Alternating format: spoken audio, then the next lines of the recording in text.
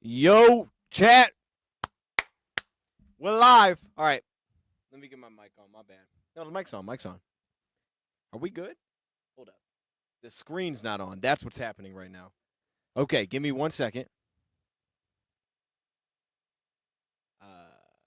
Yes. Okay. I think we're good. Takeaways, observation. No, I got to get this thing off the screen. That's what's okay. Let me get this off the screen. I guess give me a 1 if we sound good. Let's make sure we sound good. Woo! I got to move a little bit. I'm super zoomed in here. Yeah, we ready to go, though. We ready to go. Late live stream. We got a 1.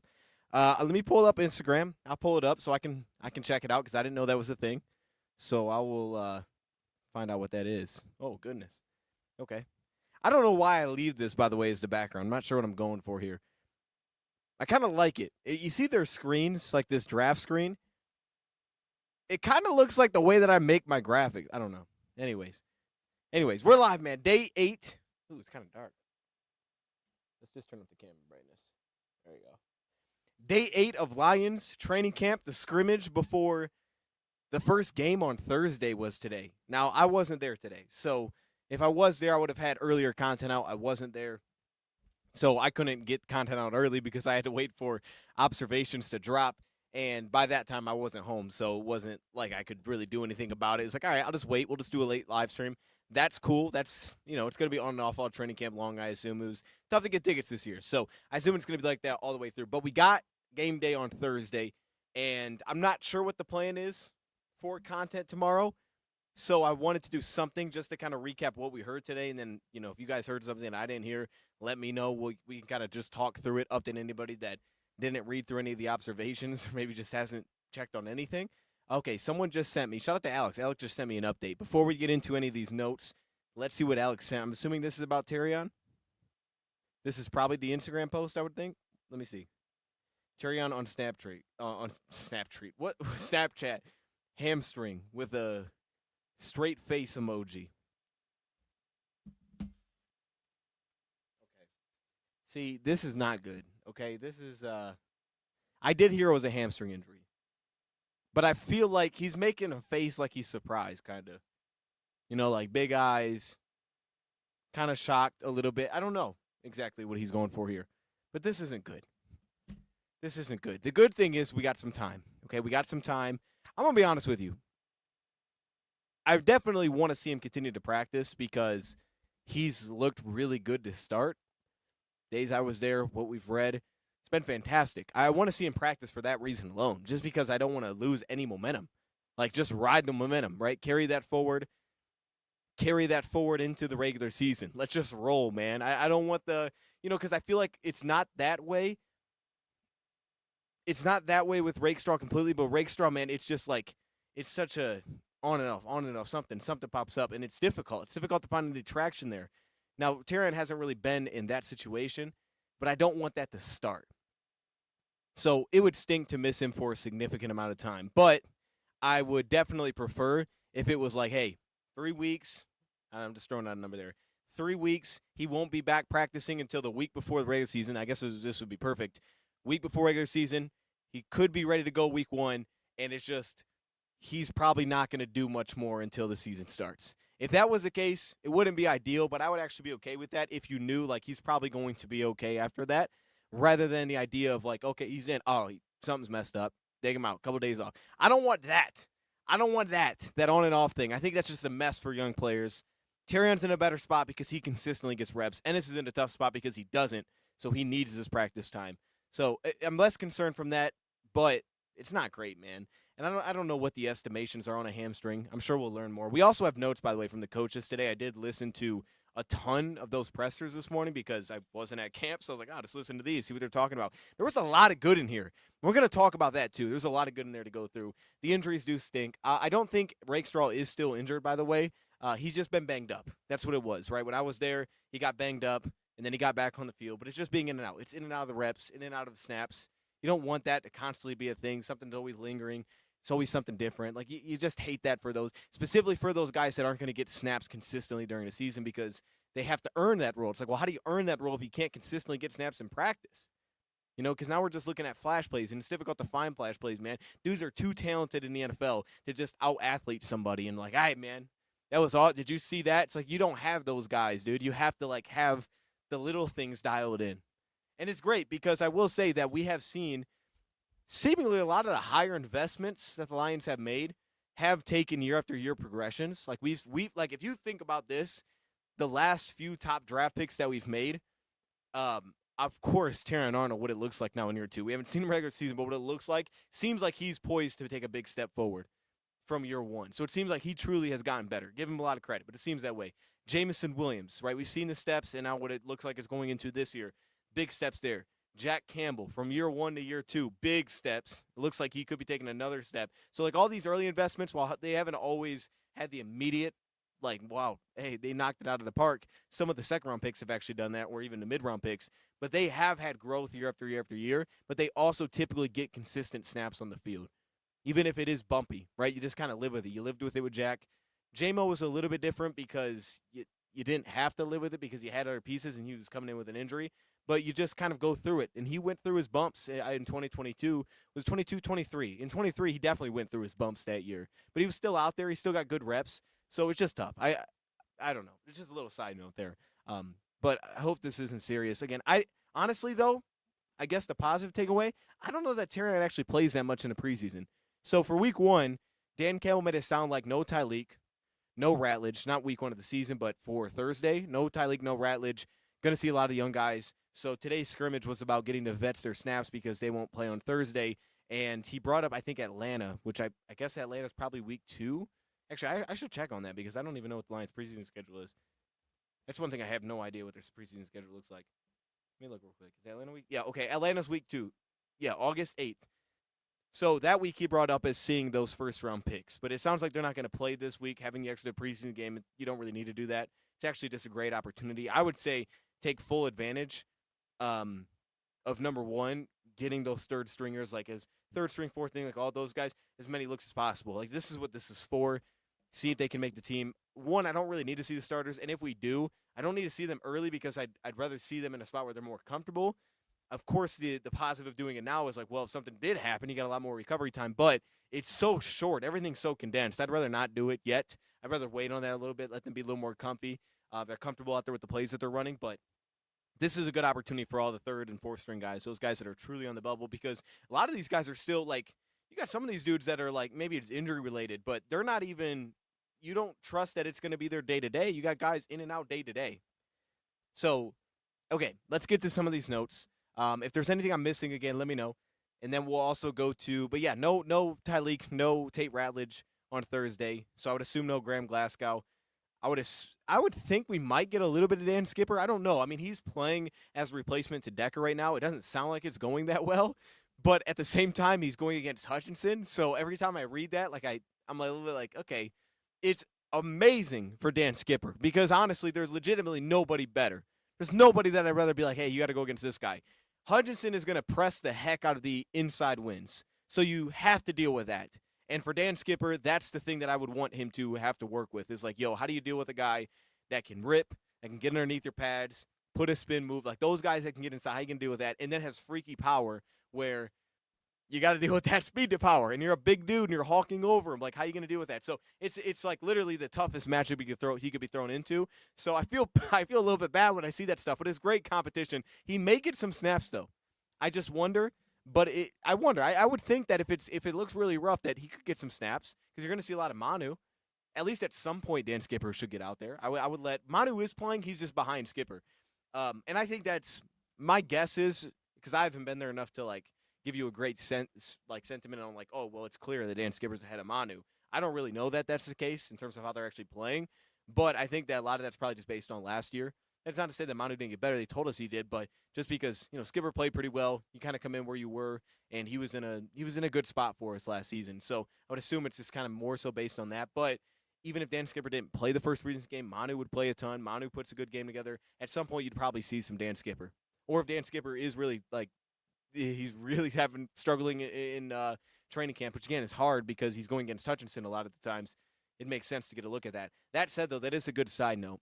Hutchinson working on Dan Skipper means that he's getting a lot of looks on the left tackle. So from one perspective, if the Lions were playing an actual game and the opposing team had Penei Sewell on one side and Dan Skipper on the other, you'd say, hey, yeah, let's go at Dan Skipper.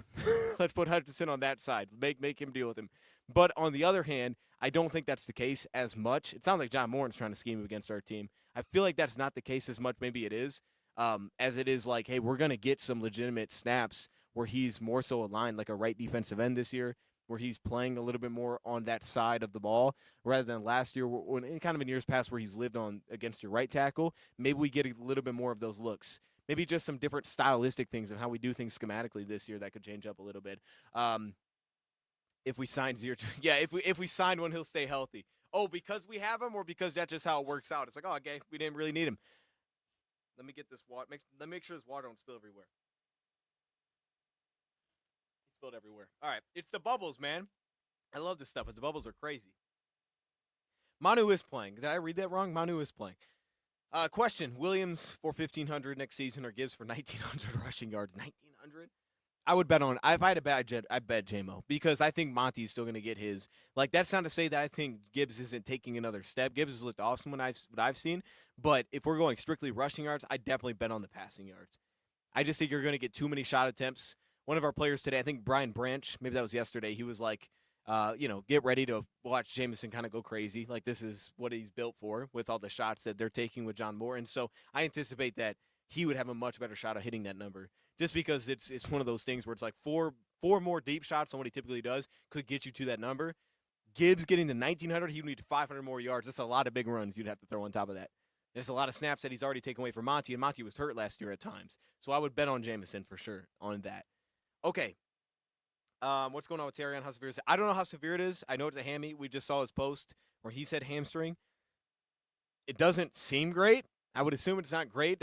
I know that's something that can linger. So my guess would be a few weeks. My guess would be a few weeks at least.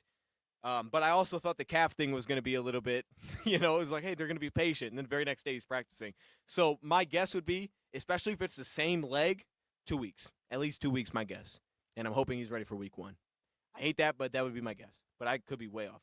Yeah, he posted on Instagram that. It was just a picture of his face. Shout out to Alex, just tagged me on X, or added me on X. And it was just his face, and it said hamstring. So it wasn't, I don't know. I guess you can read the context clues and try to figure out what he's trying to say. Just hope he doesn't cook a little too much. Okay, I missed something there. Cook a little too much. But you know who is cooking? That's Aiden Hutchinson, man. It sounded like he went crazy again today. Ended 3, so they went 10 possessions, 7 with the first team. And they said 3 of the 7 possessions ended in an Aiden Hutchinson sack. Posted on Instagram. That's crazy. But at first, I was like, oh, okay, this is kind of the beginning of, we're hype about Hutchinson. He's doing some work. And initially, you're like, all right, this guy's better than last year. Okay. All right, I get it. But then you start watching him, and I was thinking about this a little before we jumped on here. If you just threw out, like, if none of us knew this guy, like, if none of us knew this dude got hurt last season, and it was a long recovery, but if nobody knew it even happened, and it was just like, forget what we know about last year. Just say he did the exact same thing for the first 5 weeks of the rest of the season. Your hype would be, this dude is winning Defensive Player of the Year. Like, no question, that'd be the hype. It'd be like, if he didn't win it last year, it'd be like, hey, this guy, I know he's working on Dan Skipper, but he might make it happen. So I don't want to go too crazy, because it sounds like he's just smoking Dan Skipper over and over. I've seen him beat Penei Sewell, but it's kind of what it sounds like. But he's so noticeable. As difficult as it can be to notice trenches and who's winning, Hutchinson is the easiest guy to pick out by far, because he's impactful on everything. He's always in the backfield. He's always creating a mess. Like, he's the easiest guy by far to pick out. He's always flipping sides, never in the same spot. Ending 3 drills with sacks. They said he had pressures, quarterback hit. Bro, I am buying in as of this day. He is better than last year. I'm bought in. And last year was crazy. I'm bought in. I'm with it. He is better than last year. Let's do it. This dude is crazy, man. You know what this takes me back to, too? And, hey, this stuff should start soon. But we had Rad on years ago when we drafted Aiden Hutchinson. And remember the James Houston, Aiden Hutchinson. We're going to have Rad again on. I believe that for sure. We're going get him on there. We got some roundtable things we're trying to put together. So Rad may very well be a part of that. I'll have to hit him up again. It's been a while since we talked about it, but he may very well. He was in the initial conversations. That said, though, we used to talk about that. Like, I remember one of the first conversations. I don't know where this came from, but it was like, I remember believing, like, Aiden Hutchinson might be a Hall of Famer. when we drafted him. Dude, I don't know, Brad. Let me calm down. I don't want to calm down, dude. This guy's crazy. This dude's nuts, man. And I was disappointed in myself. I'm like, why did I not wear my Aiden Hutchinson Michigan jersey to practice? Like, I completely forgot about it. I guess just waking up too early. Completely forgot about it. Driving there, I'm like, dang, I should have brought that. Dude comes to where we're at. If I would have had that jersey, that thing's getting signed for sure. And I'm not big on autographs. Like, they're cool. I rock with autographs. But it's not something I need an autograph. Like, I'd rather get a picture, that kind of thing. But he's flying through, so it's hard to get that. But, man, he would have signed that, and that would have looked clean. All right, let's go to some of these notes, though. I got to lock in. We haven't went through literally anything. We got to lock in. They're going to line up Gibbs with Montgomery at times. Now, they did do that last year at times, maybe even a couple years ago as well. We would see things. Typically, it would be like single back, right? And it would be Montgomery in the backfield. He'd be the tailback, and you put Gibbs in the slot. And, they would motion. They go like jet motion. And they would maybe fake handoff and then give it to Monty. And occasionally, Gibbs would get the football. And it was like, oh, Gibbs got it on the jet. And then, fake handoff. So you got, like, little things like that. And then you could see, like, the creativity that could open up of, like, hey, we can do that. And then we can fake handoff, and we can throw a screen back to Gibbs. Like, you can do little things like that. The days that I were there, I didn't really see a lot with the whole two running back thing. I saw two backs. I didn't see a lot of Monty and Gibbs, but I saw a lot of two backs in the sense of, like, oh, okay, they're working a fullback in. Like, they're having a lead blocker. They're using – they still want to be a downhill mauling kind of team. They like that usage. I didn't really notice a lot of two-back sets truly. But I think the clips that we showed of, like, Denver last year where John Morton was with – and he's done this back with the Jets as well. Like, the bubbles, I would utilize if I was doing it, if I was in the shock. I think it's going to be kind of weird doing it under center outside of, like, hey, put Gibbs at receiver and then just kind of move him around, always use him as a decoy in those spots. But if I truly wanted to get them consistently most involved, I would come out in a lot of shotgun looks, a lot of split back looks, because then I feel like one of the downsides of shotgun, it can be kind of limiting in terms of the ways that you can run the football, right? It can be limiting in kind of how you set up play action too. I remember Ben Johnson recently talked about that. But it's like the ways that you actually run, it can be a little more difficult to open up the full package of like, oh, we can go right, left, middle. It kind of limits it a little bit. So schematically, you feel like you can still go outside. Running back can be to your left. You can still run left. You can run a counter. You can run a quick pin pull, like things like that. But it's not the same. I think if you had two backs that were on opposite sides, you could carry some of that element forward where you could do a little creativity there, where even if it's just, hey, Monty, it's an inside zone. If we don't like that read, whatever we get from the outside backer, he steps in. Backside, we have Gibbs, who motions pre-snap. He runs a bubble screen. And it's just a simple read. It's like either we hand this off and we're just creating movement, or we're throwing that out. We're just getting him in the screen, get him in space, let him get some blocks and go. That's the kind of thing that I think would be very easy to make sure that both those guys are actually impactful. It should be easy results as well. And I've seen that. I haven't seen that, but I've seen run-pass option used to this point. So to me, that'd be a good way to actually make sure that they're not just standing there and beyond just being a decoy. I think that'd be a good way to use them. Or you could potentially look at doing some pistol looks, because to me that would open up two. You could have like pistol two backs where technically you would list one as a fullback, or you could, but he's offset to the right of the quarterback or to the left. So it's not that there's any real difference in depth there. They're just standing next to each other like you would in gun. The only difference is now you put one running back behind, one to the side of the quarterback. Now you can potentially do some things with that. Because now, like, we saw like the halfback flip last when I was there last day. You could do things where now, hey, we can hand it off again inside. We can dive, hand that off, or I can fake that handoff and now I can flip it out to the back. And now I get all these motion movements because I just kind of have them aligned like you would an offset eye, but we're still in a gun. So there's still more creativity that we can get to there. They're both threats at the snap. Both these guys can move before the snap. I mean, I can have Monty to my right, send him off into the slot, and all of a sudden I'm in a pistol single back, and I could just hand it off to Gibbs. Like, there's more creativity I feel like you can open up there. So that's things that I think about. And my bad. Crazy Clown, my bad, dude. Look, it's late, dog. If I'm saying some goofy stuff, y'all let me know. If I'm not making sense, you let me know. All right? Zach Horton listed as a fullback. Oh, yeah, he's a fullback. And he's repping above Zylster from what I've seen. Zylster just has the advantage that he's a tight end. that's playing fullback. But to me, that's the battle. It's from what I've seen, and Zylstra continues to get love today. They were like, oh, Zylstra's, pushing his way to tight end 3. Everybody's kind of said it to this point. To me, Zylstra is tight end 3 right now, by far. The question is, do they keep a 4th? And if they do, to me, it would be Zach Horton. And if they do keep a 4th, that's really the main question because they're adding 2 different elements. But do they feel a big separation between what Zylstra gives us as a lead back? Can we get to that comfortably and he's actually impactful versus what Horton gives us, so we need to keep that extra body around? That's what I would think about it. Because if there's not that big of a gap, they may lean towards, we're just going to keep Zylstra. We don't need that extra spot for this guy. Maybe we can get him back on the practice squad. But the gap isn't that large where he's that much more impactful, where we need to keep an extra spot for a guy that does a lot as a blocker. That's kind of the battle for me there. I don't think it's 1-to-1 as much. It's just, do they want to keep that piece? And look, and I was there. I was very impressed. Like, I don't know that. And that's the thing with fullback. It's difficult because you can be impressed and still be not sure if that guy's actually going to make the team. But I didn't notice, like, Kenny Yeboah doing that. I didn't notice. And Luke Deal's now waived injured, which is disappointing that he's injured because and that's the issue with him, because he was another guy that could definitely block. And it felt like that would be a spot, is being able to tap into that a little bit. Now, he's no longer here, but I think it also speaks to kind of their confidence in Zach Horton. Like, Zach Horton's kind of ran away with that to this point, seemingly. And it's like, all right, we're getting a little bit more of a clearer picture of what this is going to be.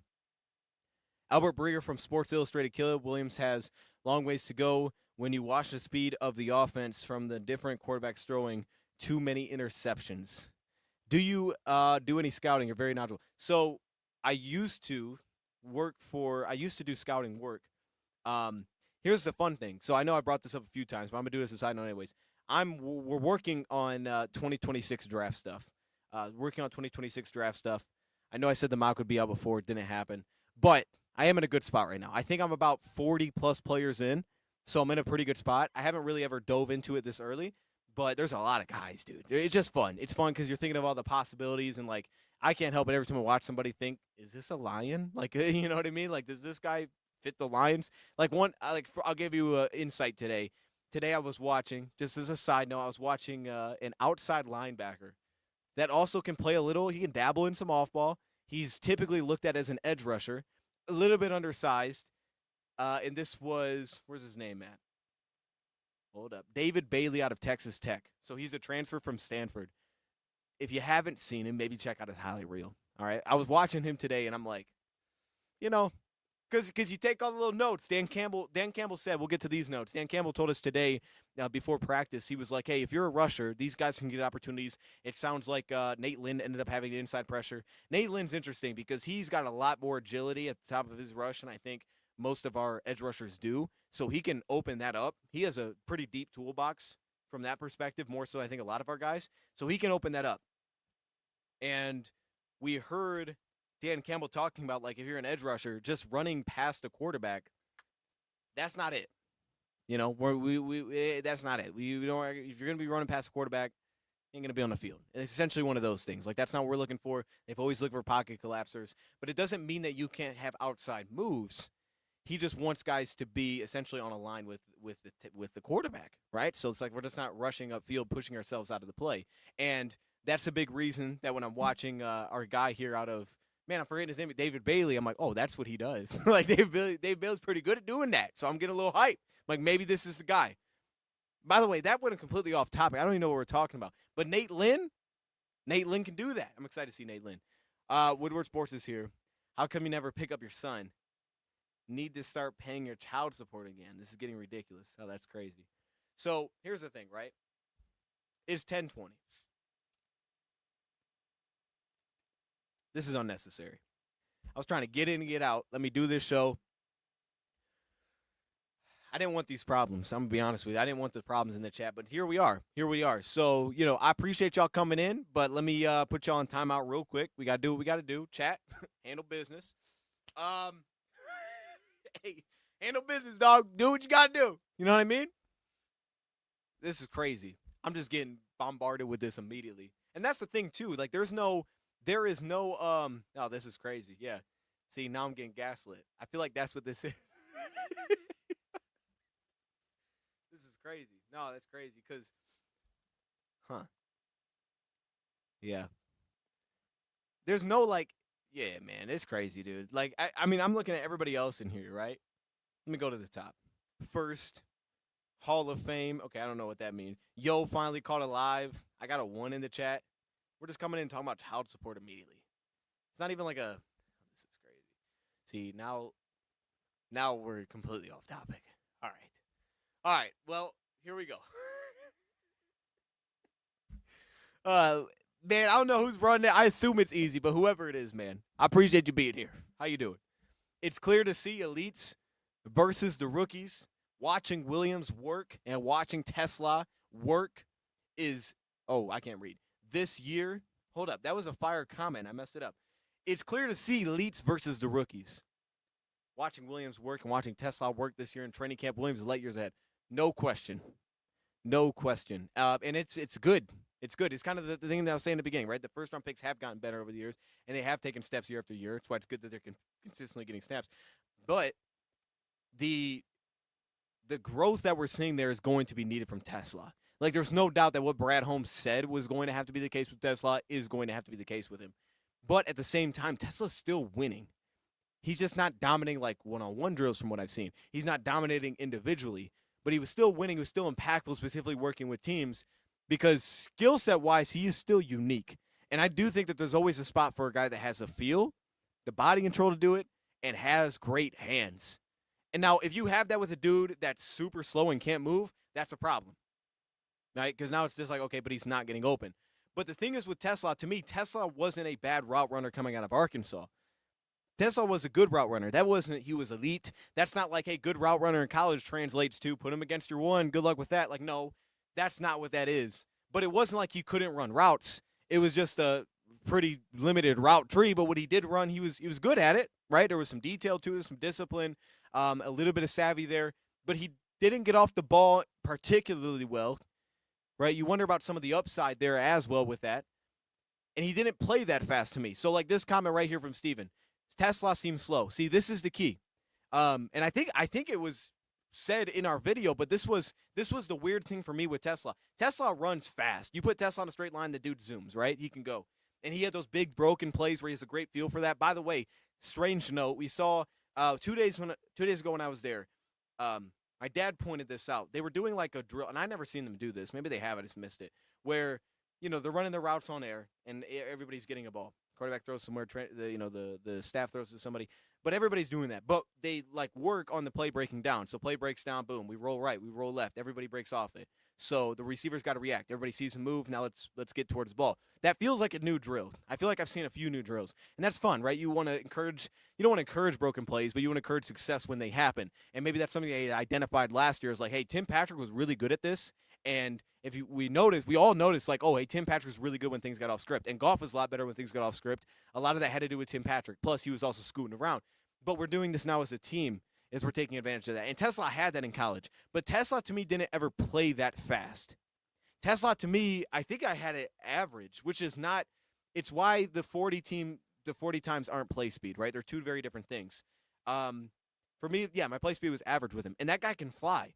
There's a difference, though. Ronnie Bell, when he came out, now this was years ago, I remember I did my thing on him. That was my concern, as I didn't think he played the game that fast. But for Ronnie Bell, it was more apparent because he just wasn't that fast. He was like, okay, he's just not that fast of a player, so I don't know how much he's going to get to here. For Tesla, it's to me, it's just going to be a growth thing. Some guys look fast when they play. They play with an urgency. There's an intensity to it. You can see it. There's a tempo. There's a pace. And those guys can outplay their speed. For Tesla, that wasn't the case in college. So for him, when you're thinking about, like, we run a deep crosser, that's something that you should run fast, right? But it's like, how do you leverage that route? If he's sitting inside leverage, are you prying that leverage? Do you have the wiggle to do that? And then how are you efficient? Is your efficiency there to cut out? And if we're keeping these routes a little bit more dialed down to maybe what he's comfortable with, or as a rookie, what we can put on his plate, he's going to be impactful, which we've seen. He just isn't going to open up the entire book of like, oh, he's got all these answers. That's got to be in time. But that's also not a problem. That's also, not a bad thing necessarily, because we don't really need him this year, to be honest with you. But it's okay. He was a third-round pick, right? So you're betting on that's going to get there. And they're betting on the work ethic clearly with him. But, yeah, I think that's a very good point, because I remember when watching Tesla, like, he doesn't look like he's flying around to me in practice, but he does get open. He gets open on those second-level throws. He does cross this field, and he's always pulling the ball down in those spots. Then you give him one-on-ones. He doesn't look dominant, right? Some of the contested stuff feels very hit and miss. He's not overly separating, and his releases just look ugly. But that's kind of what Tesla, I think, is going to be, especially early, and it's just that's going to determine, well, how many snaps is he actually going to get? Because we don't need that piece right now if Tim Patrick is playing well and he's challenging himself big time. You don't maybe need that right away. Eventually you may need that. But that's just that's the growth. That's the growth element that has to take place there. And I think for receivers, that's one of the things. That was the first time I was, and I do this, I mess this up all the time, but that was the first time with one of our receiving scouting reports I think I was ever even in the ballpark of where a guy would get drafted, because I really put a heavy emphasis on how fast the dude playing. It was the first time I ever did that. I liked a lot about Ronnie Bell. And this was, when we were doing it, we would separate, like, what is your final? What do you believe the guy's going to be? Versus the flip side of what are his skill sets, right? What is his traits? And I liked a lot of his traits, but I didn't feel like he played the game that fast. And I was concerned about what he was going to be in the NFL. And I ended up having him, I think, as a priority free agent. Ultimately, the game got to the point where I think he was back in 7th round. That was like the first one I had in the ballpark because of that reason. Because you have to find a way to separate those two things, right? And obviously it's a different level, those kind of things. But yeah, 40 speed. It's the same thing with Terrion. Like if you watch Terrion flies around. Brian Branch plays faster than everybody. It feels like that dude's getting outran by most of the players in that secondary. Like dude's getting beat by most of the players in that secondary in a straight line, no doubt. And that's the thing, like he's got and that's an instinctual feel. Like it's not that Tesla doesn't have an instinctual feel, because I do believe that he does, because that's why he's so good when things get off script. There's a feel to it. There's a naturalness to it. Certain guys, it looks like they're pressing to make the play. Other guys, it just looks like, oh, that guy played a lot of catch when he was 5 years old. Like some guys, it just looks natural. Tesla always looked natural, right? They talked about him being a hand sketcher. I literally don't think I had a drop pass from him all last year. All of that is there, and then again the work ethic aspect that you buy into it. So it's okay, that's okay. If he played as fast as his 4 whatever the heck time it was, 4.4 whatever, yeah, that dude probably would have went way higher, and he also probably would have been maybe even more productive. But that said, again, last year he wasn't a full-time starter with Arkansas either. That's the thing too. If you didn't know, he wasn't like week 1. Oh, this guy's playing all the snaps. Like, it was a growth process. And eventually he's like, oh, okay, he's kind of taking over. And then eventually he was like, oh, inside and outside. But he wasn't that right away for Arkansas. As transferring in, it was kind of a slow burn. And then eventually it was like, oh, maybe we should use this guy. maybe we should really use this guy. And then, so it wasn't immediate there either, but it worked in time. But he'll be good. What the Lions doing tomorrow? I don't think they have practice tomorrow. I would assume they have it off. They'll probably do some of their own kind of walkthrough and stuff, I would think. Preparing for game, probably meetings and stuff, but I don't think they're practicing, at least not to the public. They're not. He has arrogant hands. Hey, I've never heard that before. Wait. He said he has arrogant hands. What does that mean? See, I don't know these things. Tesla catch average was pretty high in college. Bro, Tesla caught everything. I don't know what the numbers say. I never looked them up. I watched every game from 2020, whatever the heck it was, right? His last year at Arkansas. Watched every single game. I don't think I ever once had him written down with, like, that's a drop. Maybe he didn't finish in a contested spot. I don't think I had one time where I was like, he dropped it. That dude. Now, in fairness, he didn't have 150 targets. It was a much smaller sample size, right? His production wasn't crazy. But dude caught everything. I'm not concerned about that at all. Dude caught everything. And I don't think that's going to go anywhere. Thoughts on Morton calling plays, both booth compared to sideline. That was interesting. I would always think as a coordinator, I would rather be in the booth. Like, I don't think it would even be a hesitation for me. I'd rather be in the booth. I did think that was interesting that he said that. Maybe that's just preseason, but I would always prefer to be in the booth, I would think. Like, the value of being able to see it and kind of get a sense for how a team is tweaking things, what moving pieces there are. Because if you're not that guy, you're definitely relying on those guys that have eyes in the sky that can, see those things, and they kind of have an idea of what you want to see. But I think as a new OC, especially here, I would always feel like I prefer. I think it's just different. Depends on the person. I think I don't know. I don't know how good of a sense you actually would get from the sideline. Like, I think you can get a sense of what coverage is and things like that, especially when you come with an expectation for what you're going to get. I do think there's things that you would miss just because of your vantage point, but I've been on sidelines, and I think that from that point of view, you can get an idea. Like when you know what you're trying to accomplish, you can understand what keys you're looking for, and you can identify those. So it's not like you're just like, I have no idea what's going on. I'm just looking for things. It's easier because you know what keys you're looking. So you see the guy, and you're, oh, okay, he jumped. Oh, we should have threw it over top. I can clearly see that we should have done that. But there are, I think, things that you would naturally miss. So maybe you're, in a spot where you can see how you want to see it develop as a pass concept against a coverage, and you can recognize all those things. But can you recognize the left tackle or the left guard that's struggling and they're doing work against him, and you're on the right side of the field? It's like, maybe I can't exactly tell what's happening there. So it's hard to decipher how many tweaks we actually need to make. Maybe we should start sliding that protection. Like that kind of thing would go over your head. And maybe that's possible from the booth either way. I would always think I'd prefer the booth, but I don't know. I guess we'll see. That's always been kind of a debate. I don't know there's a right answer for that. I think it's just the person. And, Ben Johnson, from what we were able to gather, was pretty – the dude was pretty fiery. He felt pretty fiery, pretty much like wanted to be very vocal with this quarterback. Like there felt like a lot of that. He had a really good presence for the game.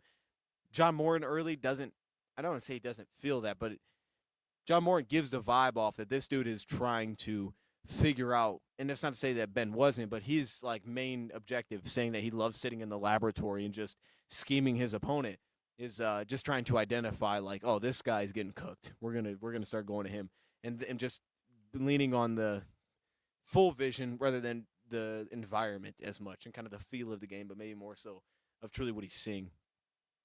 Glasgow probably plays center. He has experience. So right now, that's been the change. All right, let's go to some of these notes here, man. We haven't literally talked about any of them. That's not good. Okay, what up? I got a lot. I haven't read any of these. Okay, yeah, I don't even know what they are. That's great. Oh no, here we go. Nope, that's the wrong notes. Okay, good. We're doing really well here. All right, let me back up a little bit and lock in. We're good though. We do have the camp notes. We can go through those, but most of it was just Aiden Hutchinson sacking everybody. So it's like, all right, I don't know how much we gotta go through that. Let's just go through those first, and then we'll go to the coaching notes. I'm sure you guys have all read most of these, but we'll still do it anyway just because. We'll do it anyways just because. So, yeah, Hutchinson sacked 3 drives, ended 3 drives himself. They said that Jack Campbell had a sack beating a running back on a blitz, which is cool because, we had mentioned that in, I think, the video where we were talking about Jack Campbell's defense. If you didn't see that, we talked about his blitzing. He was on the field for the 6th most pass rush snaps in football last season, so he did a lot of this.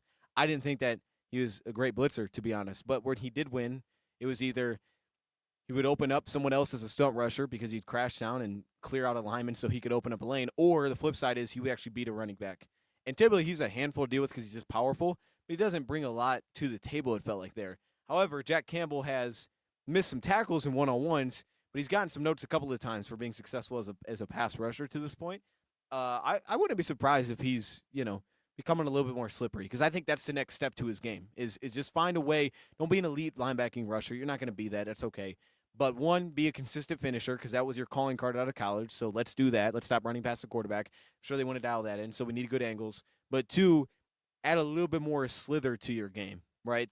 Don't be such an easy target. Add a little bit more nuance to the setup, a little bit more craftiness. And this is the second time we've heard of him beating the running back. This time, though, it was Jahmyr Gibbs, I think. I think that's who it was. Keith Cooper, Pat O'Connor with the sack, Trevor Nowaski. Trevor Nowaski hyped me up. I'm going to be honest. If there's a jersey that I might have, I don't know if I'll get a jersey. But if there's a shirt, I was going to get Miles Frazier, LSU. I'm thinking about getting that. I was going to get, I think I might get Trevor Nowaski, bro. Like, this dude, I'm kind of starting to buy in a little bit. Like, I definitely think he's making the team. But as we're moving forward here, I'm really believing in Trevor Nowaski's growth. It's similar to what reminds me of Terrion, where it was like the growth of Terrion throughout the season. And, you could tell his rookie year was up and down. But he was kind of like thrown into that role, and we didn't even know what Trevor was. And then he got better. And then it was like the first we saw him like on the ball, and he was trying to pass rush, and it was like, oh, this is about as unimpactful as it could get. Like, truly, like he did nothing as a pass rusher when it started. Yo, dude had no plan seemingly. He was like, I'm going to run at him and push him. And it's like, all right, we're getting nowhere with this. But as the season went on, dude started to just find some ways to win. And it was like, all right, he's got a little something here. Dude's out here winning again as a rusher. I'm bought in. I'm officially bought in. He's making tackles. We know he's a good athlete. I'm bought in. The game, you want to talk about a guy that needs the game to slow down? It's this guy. Because there were times last year where things just felt like they were happening fast around him. It's like, okay, I remember the play last year, I think it was him, where I think it was like the running back or the tight end leaked into the flat, and he was on the ball. So he had the flat. And he's like standing there looking at the quarterback, and the route goes to the flat, and he does not pick it up. He's just like watching the quarterback as the play's moving the other way. And I remember Jack Campbell like running into him and pushing him to go over there. And he ran over there, and I think he made the tackle, but he picked up a few yards. Campbell pushed him into a spot. Things like that, where it's like, okay, let's just – because when you think about the game slowing down, it's just having a better presence of what's happening around you. You know, you just got to feel for it because it just isn't too fast. And as I say, it was bad last year. Just I thought at times things were happening fast because it's fast. You get on the line, everything's fast. I think this is a dude right here where it's like, yo, hey, year 2, Trevor Nowatzki, I'm in, bro. I just don't know how much he's going to play, but I'm in. Right now, let's cook. Dion Jr. says hi. See, now joke's on you, dog. We didn't name him that. So I don't know who, you know what I mean? Like, I don't know who y'all are talking to. We didn't name him that, dog. You know what I mean? That's crazy. What were sports shows? It just that's crazy. Okay, let's lock back in. Any word on that guy? Did I miss someone? Okay, let me go back. Do you think we still bring back Smith? Oh, any word on Smith? I've heard nothing. Look, I feel bad answering this question because I don't think anything has ever really changed. I, for a while, thought we're not going to re-sign him, right? They told us they weren't going to, go to a certain number, or they didn't say a certain number, but, they made it pretty clear, like, we only have so much money. So, like, all right, they're not going to pay him. I don't think this is going to line up. And then Frank retired, and I'm like, well, it would make some sense to sign him. If they don't sign Za'Darius, it's because Za'Darius is asking for more money, and if they say they signed a Matthew Judon, it would be, to me, probably very strongly a financial reason because they expect Za'Darius going to get more and he's asking for more, which he would have a right to do. Matthew's coming off a garbage season. In fairness, it wasn't great last year. Za'Darius coming off a good season. He's kind of just always the same guy, but he can get after it. There's value to that. So for that reason, I'm not sure. But the more and more I look at it, I do think having a guy that even if it was just a pure, hey, dude, 3rd down and 8, we need a sub-package rusher, someone that we can put inside and just let him go. That still feels wide open, as anybody could take it, but it's also something that absolutely could be signed, that absolutely they could go after. And I don't think there's a rush into it because for them, there's outside of just like acclimation, if that's the main goal, and I think that'd be the main vision for him. Like, I don't think you're signing him to be like, oh, yeah, he's opposite of Hutch. At that point, I think you're signing him for that role. Right? So you have to be willing to, understand like how much money you're willing to actually spend on that. But if that's the mindset for these vets, I don't know the Lions are that pressed to be like, we have to get it done now. They would be, I think, very willing to be patient in the sense of this is what this time is for. Somebody emerge because they're expecting Pascal to be back, what is it, week 1, not to play, but to get back to practice. So he's going to miss the first few games, it sounds like. Wingo, sometime in that range, he's going to miss the first few games, sounds like. Elaine McNeil, definitely going to miss the beginning of the season. So who is that guy? Levi's not here. Who is that dude? On the injured, just someone to put in that can rush. That's it. I don't know. And this is the time to see if anybody is. Is Ahmed already him? Cool. I mean, if he is, let's go. But if he's not, which is very possible he's not, that is a potential role that they could look at filling. But I think that would be the reason to make that move. It's just because you get to the point where, like, we got some dudes we like, but we could use some more juice there. At least get us through the first few weeks, and then eventually we'll have something. And the Lions are stingy. Like, in fairness, this team's stingy, bro. And not in a bad – I don't know. Stingy might be a bad way to put it. The Lions are – I think they're just smart, but they're very willing to be very how do I want to put this? They're definitely not just throwing money around. They're very tight with their money, right? They're very intentional with where they're going to send it. So if they get to the point where they're like, okay, we got some dudes. We can, as Ed Dan said, we could fabricate some pressure. We could fabricate a little bit of inside juice for the first 4 weeks. Eventually, Pascal's going to be back. and Wingo's going to be back. We'll have those dudes. But we can get by. We don't need that right away. Because if you sign a guy like that and you give him $4 million and he's the guy for 4 weeks and it's like, all right, that was cool. And then those guys come back and they're just like, he's playing a little bit less now. It's like, I don't know why we did this. And I don't think the Lions are up for that. You know, they'd be like, I don't know why we gave him $4 million. That was a waste of $4 million. So I think, you know how they are, cost conscious. Yes. They are not going to, like, press that issue, I don't think. I think it would have to be clear in the preseason that, like, we could use this. But that said, like, to me, Lopez could be. I just don't – I like Lopez as a rusher because of his first and second down ability. I don't love him as a third down rusher. He's capable. He absolutely could be that answer. Let him go cook. Let him earn that. That's fine. He's probably the lead guy right now. But that I like him for his ability to rush because of what he adds to the table as run and pass. It's not as much as like, hey, we know it's a pass down, put Roy out there, he's going to cook. That's a little bit less of my having a strong feeling of like, oh, I know he's going to add something. Like I don't know how much juice he's going to give you. You know, he'll open up some stunt stuff maybe, so maybe there's enough there. Maybe, right? Maybe.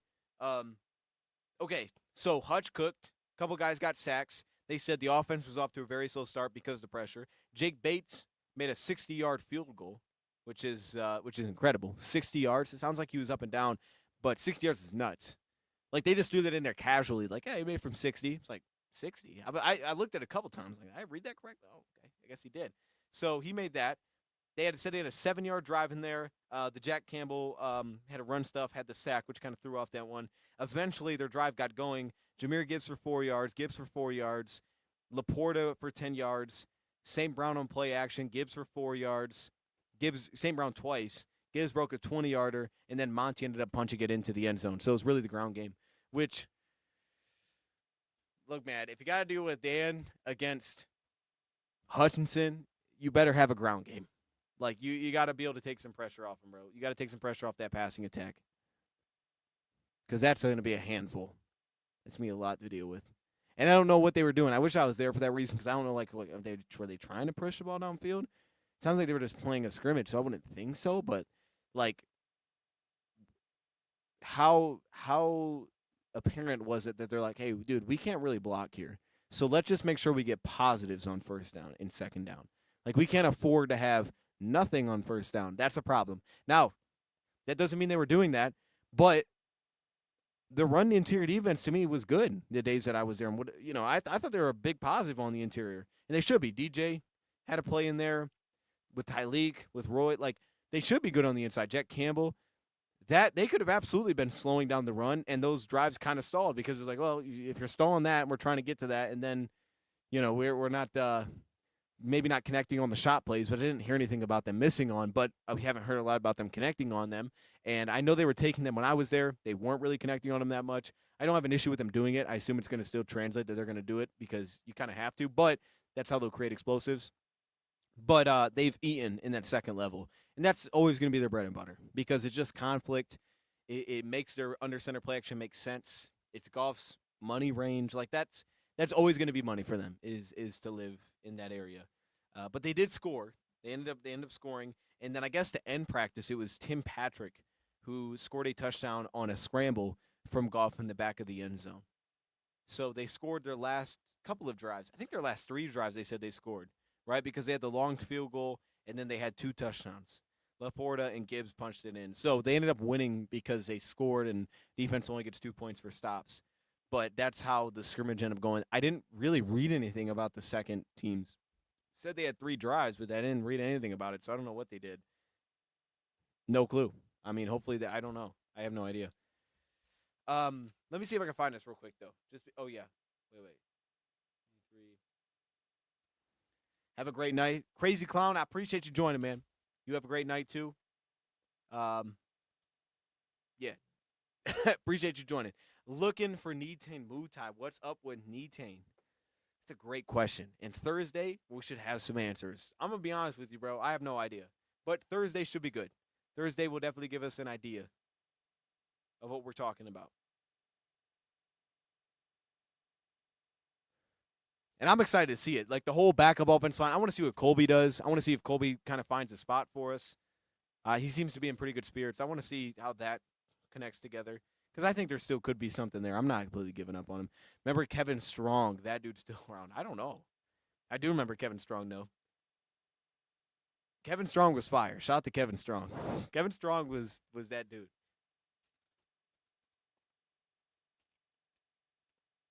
All right, let's go to some of these notes the coaches gave us. So we'll start here.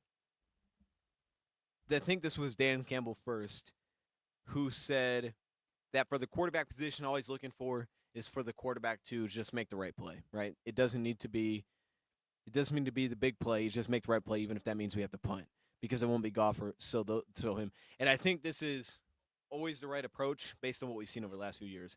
Yo, just make positives. Like, if you come out of a drive and you had us going forward pretty much consistently the entire drive, run or pass, that's a massive positive. Because so many of we all know, so many of the preseason games are just turned into a sloppy mess where you stop having positives, you get behind the chains, and these dudes, like, the odds of you picking up third and longs becomes super slim unless Hooker just takes off and runs, and Kyle's probably not going to do that very much. And then on top of that, bro, like, that's just not the way to play. It's going to be a disaster. I can't remember what I was going to say, but it's going to be a mess. So I think that's the right approach. Let's just keep it going forward in the preseason, and that'll be fun. Like that's going to be the goal. You have dudes that can win and dudes that can create separation more so than you have in the past. Graham at center, Dan Campbell said looks pretty dang good. So he said the picture's a little more clear right now. So I would say he's definitely leaning towards that's going to be our look week one. I said that's what it's going to look like. John Moore came back later, gave a lot of love to Tate Ratledge, said Tate did a good job. He said that he was great at center. And he just he said he was great at he said Graham Glasgow looked natural at center. He said that would be more natural for him. I don't know if he just said that or if he was like I don't know what he's going for there, but he did specifically emphasize that, like, you have to have the calls of the quarterbacks and those kind of things because those two have to be connected. So that plays a large role. And I think you can gather a lot of that evidence before pads come on. So that's why I don't think a lot of it was like, oh man, Tate looks garbage. Like, I don't think it was that as much as it probably was. There's a lot on this dude's plate. You're throwing a lot at this young guy, and you want it to be pretty seamless with Goff early. So this is probably from a communication perspective. I would assume it was much more just fluid. Communication in terms of stunts and games up front, probably more fluid, right? A little more natural for Tate to be where he is. But I think he also probably meant as a whole, it's more natural for Graham to be at center right now. So again, I still think in the future it's going to be Tate at center. But you thought that Tate was exceptional at center when he was getting those reps. It's just it's a team thing. So continuing, and I do think that there's a world in which Graham is better at center than guard at this point. Now, he was banged up a lot last year. He didn't really want to go into that, but he was banged up a ton. It felt like he was dealing with something all over the place. Every game it felt like he was dealing with something. It was bad. But I think that there was a case to be made that if you didn't put what it looked like on injuries, and if you didn't buy into that it was just right guard, I think that there was a real argument that center could be a better spot for him. Just because of the range of that position, like, I think that he could settle in a little bit better, and I think that is possible, that just is better for him at this stage. Even if you would prefer right guard, I think that could be better for him. A lot of go routes, fades. He said that they want to test over top. They have the guys. We need to basically dial in the technique of it. Can we win over top? How do we win over top? I love it. This team's going to push the ball a ton. Like, I expect that. Plus, it's good work for the corners, too. You get consistently threatened over top. Like, if you think about how lines create their explosives, a lot of their work is just run after catch. And that's great. They do a lot of work after the catch, and that's their idea of how it's going to be. But your big-time explosives are going to be those shot plays through play action typically. Like, that's how they're going to open up. But I think you can look at it as an explosive as, like, when we get inside the 10, we know we have to be able to run the ball. We know we have to. So if we start stalling out, you're not running the ball as well when you're at the 9.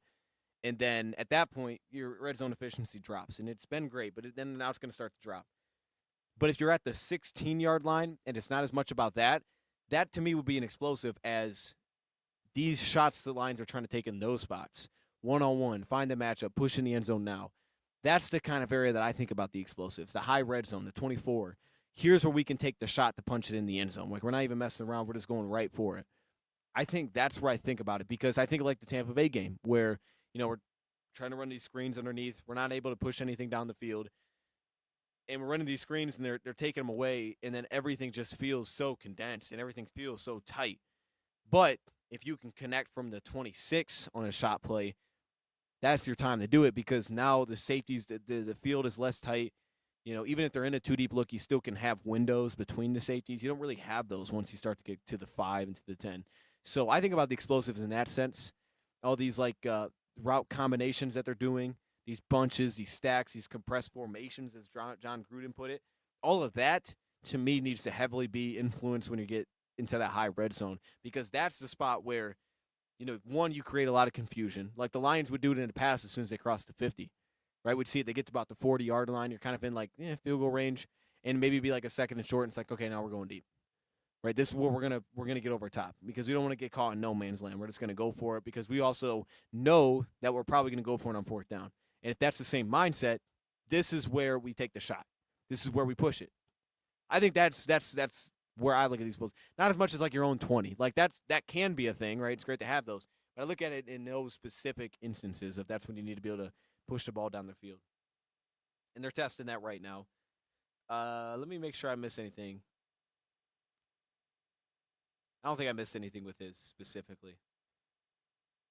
All right, let's continue. Tim Patrick. Tim Patrick was hard on himself, man. But he did say being with John Morton, with Denver, and then, Detroit, then Denver, then back to Detroit. There's a lot of similar things that he's kind of carried over on what he's done. But I can tell you there have been things like days I was there that I saw concepts that are like, oh, I remember that exact concept. I talked about the play action one on the front pylon where we ran the out route to St. Brown. Seen that a million times, it feels like. I also saw him run a route that is something that we've done over the last couple of years that I don't know that we were doing this in 2022 with Saint, but I know we definitely did it in 2023. So I'm assuming they just carried these kind of routes over. And he ran I'm trying to remember what it was. I think it was like a double move, but it was like a level 1 double move. So he runs I think it's like a whip route, so you would like attack and you kind of whip yourself back inside. So he ran that, but he jabbed the inside and then broke it back into a fade to the end zone. And I've seen St. Brown run that before. I've seen that many times over the last few years. That was kind of a route near the 15. And they did that. The ball didn't go there, but I watched him do it on the opposite side. I was like, oh, I've seen that.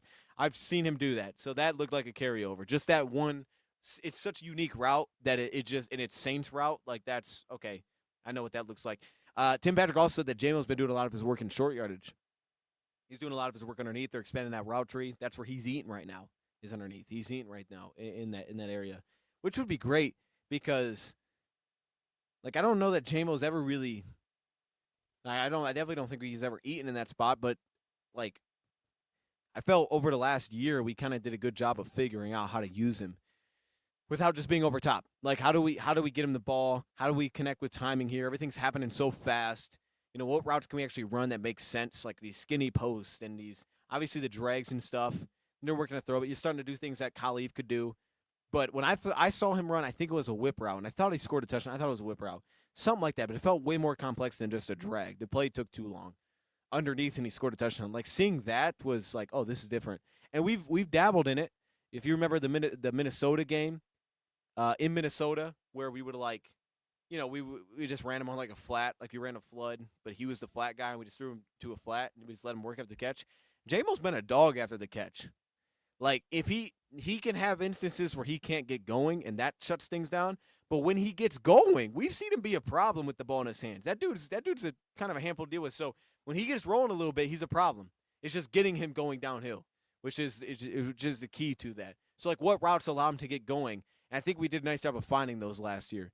And now I'm curious to see how much they expand on that. I want it to be smart. I wouldn't prefer Jamo's the guy where it's man, can't wait to run a whole bunch of hitches with him. He's added that element, so it's certain zone looks. We've seen him do it, right, where he's gotten that quick pass or he's gotten the spot route. But that wouldn't be my ideal, oh, hey, we need 5 yards. Go run a comeback. I don't want to, or go run a curl route. That's not maybe what I'm hoping for. I think you could probably utilize that better. But we've seen glimpses of it, so now it's just about using it more, I guess. I guess that's where we're at. Tim Patrick got a funny quote, though, and he was essentially, I have to beat the number 4 cornerback. I should do that all day long. And he's I've worked hard this offseason. It's not showing up right now. I'm frustrated because he finally had an offseason that he was healthy to work out. he's like, I essentially just have to beat the number 4 corner. I love that. We don't always work like that, but in theory, that makes sense. John Gruden said that John Morton is freaking nuts. He said, I think one of the guys said, like, he'll just have nights where he doesn't sleep. John Morton did sound a little nuts, kind of listening to him. Like, oh, I just love being in the lab, just scheming my opponent. All right, John, calm down, dude. But anyways, John Gruden gave him some love. He was, kind of the unique twist of the West Coast was John Gruden that kind of did his own thing with it. But John Morton took a lot, I think, from that, from the style of it. So did, working with David Shaw. He's now working as our pass game coordinator, concept-wise, timing-wise, two-man routes. But we also saw, and we did the video for David Shaw, if you haven't seen it, a lot of those things that, they did and they were so effective with the 3x1s. They kind of out-leverage you, with three-man concepts. I've seen a lot of that. Seen a lot more of that than I typically notice. Like, it's easy to see. Like, oh, there's a lot of, we can have a short motion. We can split these two stacked receivers, and you got 3 guys on one side, and there's just chaos. But everything's condensed. And I think condensed can get a bad rap of like, oh, that's just because you can't throw it outside. But it's almost like just the inverse of what Tennessee does in college. They are not compressed at all as a formation. They're just as wide as it can get. These dudes are standing on the sideline.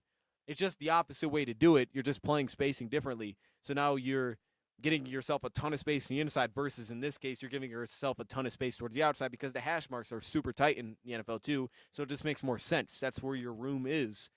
And it's not like we're the only team to do this, right? This is kind of just normal in the NFL. Now San Fran does this a lot. LA's always done that a lot. But these very compressed formations. And that definitely will suit Goff well, because I've always felt like that suited Goff really well. Because, again, that's kind of where he lives, right? Those, level 2, those kind of things. He said he didn't take vacation. He just game planned against our defense to get them looks. Shout out to John Morton. Anything else, though, that we need to hit on? Tyleek plays, we'll see. Or not Tyleek, trick plays. He said we'll see on trick plays. Whatever works. Here's the thing. I don't think First off, here's the 2 things I hate about this. Just a side rant real quick. Number 1, the idea that Ben Johnson was good because he had trick plays, I think is garbage. I'm going to be honest. I think it's garbage. To me, the trick plays were fun. They were obviously so fun to watch. And they worked a lot. Like, the hit rate was very high. So when you do that, you're doing it right. It's one thing to go out there and be like, we're going to call double reverse pass this week. And it's like, all right, that might work, but why are we doing it? Because the reason it worked against Chicago is because of the coverage you got. You got cover 3. So the cornerback's going to get peeled out. And you have this delayed, route underneath. Like, it has to still make sense. You can't just do it anyway. It's like, oh, just do it. Like, you can't just do it. It has to still make sense. But, and every team has their own versions. I mean, how far do we want to go to call something a trick play? Tampa Bay scored a touchdown on us because they faked the bubble screen and then went over top, and their dude was walking in the end zone wide open. Maybe that doesn't look as tricky because there's not as much let's throw the ball backwards before we throw the ball deep. But it was still tricky in the sense that it has the same idea. You pull the outside corner. Now this other dude just comes leaking out, wheels out around it, and there's nobody covering him. It's the same principle. It's just a different way to execute that principle. So his trick plays were still based on who the Lions were. It wasn't like these trick plays was like, that sounds kind of fun. Let's see what that looks like. Like, no, they made sense because they still made sense to the game plan. To me, what made Ben Johnson wasn't, this guy's got about 7 trick plays, man. That's why he's that dude. Like, no, bro. Yes, he was good at it, and they had the players that could do it, but it made sense too. But he was awesome schematically, like every week. And it's not this. And here's the thing. Just because I praise Ben isn't turning around and putting down John Morton. I'm not putting down John Morton. It's like, it doesn't have to be one or the other. You know what I mean? Imagine before passing, when dudes were like forward pass, trick play. For sure, bro. They probably looked at that. They thought that was like witchcraft or something. They're like, what are we doing? We're throwing the ball forward. Like the hook and ladder, those things are amazing. Not like that is a little bit different. But teams have always done the hook and ladder. He just kind of expanded on it. So we'll see how that goes. But, yeah, like, you can praise Ben for what he did and not at the same time make it seem like that means you don't think John Morton is that dude because Ben was like, saved your team. It's like, no. They can both be very good. They can both be unique in how they do it. There's no way I can look at what Ben did and be like, oh, he left some stuff on. Like, no, he did a lot of good. He was awesome. But what made Ben great wasn't the trick plays. It was the way that those fit in, but it was the offense in general. Right? You could run the ball really well. He gave us one of the best red zone offense. We had like a slip there for a little bit, and then it was great again. One of the best red zone offense. We were crazy efficient every time we got inside of 20. It felt like we could score. But it still came back to a principle. We got to be able to run the ball. But specifically, we may have done a breakdown on every single game in the Ben Johnson era. Almost every single one. And they always seemed to be very ahead of what the defense was getting to. It was more rare occasions of, oh, we didn't have the right play. And you can remember them. Obviously, my mind goes to San Francisco playoffs, right? The first time around, we get one coverage look on 4th down, and we just don't execute. The next time around, we're expecting a certain look. They break out of it. They go to cover 2. We have a play that's not breaking that coverage at all, and it's just like, yeah, nobody's here. It's incomplete. And it's like we anticipated something. We got something different. They got us. They broke a tendency. They got us. And I remember that. And I can remember plays like that where we'd run like high-lows, and high-low wasn't going to set up because they weren't into coverage to allow that to set up. You're kind of just watching it, and Goff's like slowly working towards the sideline. And the more you're watching, you're like, yeah, I don't think anybody's getting open. And it's just like, yeah, nothing's happening here. You know what I mean? That was what made him great. And I think we've now recognized that so much of that, by what we've heard, is how much was altered by we have a great plan. It always was so weird to me early how it was like, how in the world do they seem like they just know what the other team's doing? Like, are they cheating? Like, are they stealing signs? How do they know the other team's coverage? It felt like, they literally know the other team's coverage. But tendencies, specifically, that's a big part of it. But specifically, we can go out there, we can use an indicator, and then we can get to a play that we can that is based on what we're expecting that we are going to get. The amount of times that they were able to go under center. I mean, these are the kind of things that get overlooked. They would go under center. They get a too high safety look. You get no safety movement pre-snap. But at the snap, that safety's rolling down. Goff can't see him when he's turning around. He puts his back to the defense, fakes the handoff. That safety is now in the box. One deep safety. Run him over top, and we come underneath, and the dude's wide open. And so we've seen that a lot with Saint. And you're watching, like, how does he know that they're doing that? Like, how do we know? There was no indicator, seemingly, from what the safeties were doing to make you think that, oh, for sure he's coming down. I'm just going to go to this play. So they were able to gather these indicators without actually just being given the information because teams aren't trying to do that. They were able to find a way to gather that. Maybe that's because, hey, that linebacker's aligned here. You can see the spacing he's going to fill into. Maybe you do a hard count and you get a little movement. Whatever that may be. Maybe their alignment's just different, right? Because people align differently for coverages. Unless they're all bluffing at the snap, you play cover 2 different than you play cover 4 as a corner. So maybe there's just a different in alignment in how they're standing here. There's an expectation. It's 2nd and 20. They may be showing 4, but we expect 3 here. So it's things like that. But that kind of thing is what made it great with Ben. That's what made it great. It was that. That made it so efficient. And now we've heard all the things about, man, we had like 3 calls. And they're working that. And apparently, there was some people, they were talking about how it was overheard, like John Morton and Goff doing that same thing. And other teams are doing this around the league too. We've heard that with Ben with Chicago. So we know that's part of what it was. That was the fabric of what it was. And that's great, but you still have to execute. I can get you to the right play, but are you going to have it? Is the receiver going to get open? You got this one-on-one, but is he going to get open? Because in a lot of these instances, unless it's true spot-dropping zone, somebody is still in the dude's hip. So much match coverage today. Even if it's cover 3, the number 1 still typically going to get carried across the field. Like, these dudes aren't just – there's some teams will do that. A lot of teams don't do that anymore. They kind of they stick with guys. So you still got to win, but our job is like, how do we just get leverage? Even if the guy's not wide open, because he's not going to be allowed to get wide open, we just need to give that guy an opportunity to get leverage, right? And we would do things like that. We do things where it's like, here's the motion, then we'd snap it, and it's like, oh, now he's inside of him, and he just bump off him, and he's open. We just need to create a leverage opportunity for this guy. So it wasn't about, like, get the dude wide open. It was just give him leverage. And every team can do that differently. Like we shot out with David Shaw. David Shaw would create leverage by 3 routes on one side of the field, right? You were able to just play the zone's leverage because it's like, hey, if he's got to get under the 1, he's got to get under the 2, he's got to get under the 3. Well, now you're in a spot where we can create leverage through these because now once he jumps under the 2, he gets pulled out. Now we throw back to where that 2 was because now he's technically the 2, right? So it's like there's nobody there. So there's the window. So every team can create leverage in different ways, but so much of it was about that. And you can say that Ben did a terrific job and also turn around and say, hey, John can do it his own way. But the ideas of how you do it don't change. As long as we still have that mentality of, number one, I love having the idea of multiple plays at the line. And you have a quarterback that can handle that. I think it's a superpower of his. The only reason that kind of thing is not talked about with Goff is like, oh, the only reason we go and we talk about 3 quarterbacks or whatever, and it's because they can run and they're big and they're strong. Those dudes are outstanding.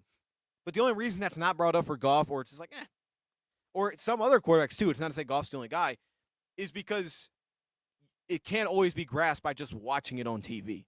There's a lot of things that are happening that are not recognizable. There's a lot of things that happen. I have no idea what's going on.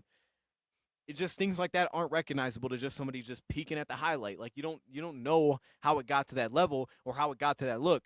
But a lot of it's Goff on the field figures out that indicator. They prep what they expected that they need to look at. He's able to find it. Boom, now we got to it, and then we can execute it. So now when you can start to tie that along where from the execution spot, it's timing. When I hit that back foot, now the ball's out.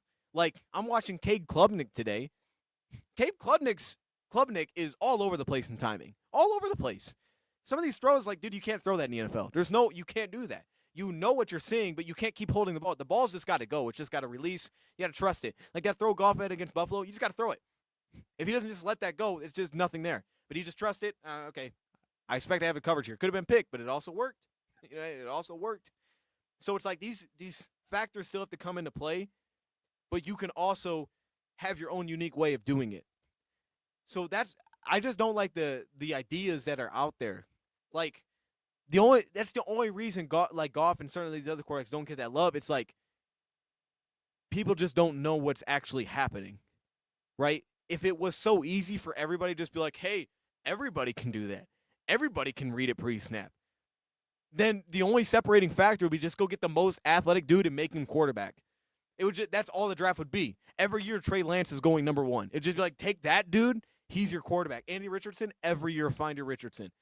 If it was that easy. So you still need, that complimentary coach with him that can figure out that makes sense. But then the quarterback's also got to have the skill set for it to hit the timing consistently, have the footwork for it. Now we start to get into like the little things where it's like, hey, dude, your footwork is off. Like I work with a kicker. His footwork, if it's off, is going to throw off everything. That doesn't mean he's going to miss it every time. Some of them may be fantastic, but you know when you see it, you're like, that we got to dial that in. Because if the footwork is off, I know that variables are all over the place. Like this could go off now because you're trying to compensate for this and this. So it's like now we start to add so much to the mix that shouldn't have been added to the mix. So we got to cut that out. We got to get it the same. We got to make it the same.